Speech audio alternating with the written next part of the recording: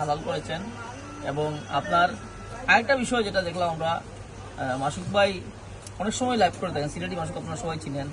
আপনার নিজের মধ্যে যদি আনন্দ থাকে, আপনার নিজে যদি প্রাউডনেস ফিল করেন আপনার ব্যবসাকে নিয়ে। আমি 1 টাকার ব্যবসা করি, আমার পেঁয়াজের ব্যবসা, এখানে খোলা বাজার মনে করেন আমি টুই বিক্রি করি। আমার ব্যবসাকে নিয়ে আমি প্রাউডনেস ফিল করতে হচ্ছে যে আমি যে ব্যবসাটা করি এটা হালাল ব্যবসা করি, ও এই ব্যবসা দিয়ে আমি খাওয়া দাওয়া করি। আমার অবৈধ কোনো ইনকাম নাই, অবৈধ ইনকামের খাওয়া দাওয়ার চিন্তা আমি করি না। আমি বড় কিছু দিয়ে খাওয়ার দরকার নেই, মাংস দিয়ে খাওয়ার দরকার নেই, আমি সবজি দিয়েই খাই, কিন্তু আমি হালাল ব্যবসা করি।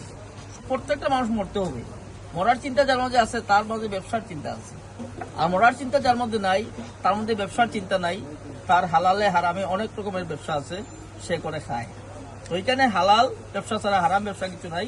আজকে আবু বকর নাম না, আবু বকর ইসলামের কত বড় একটা নাম, এটা সবারই জানা।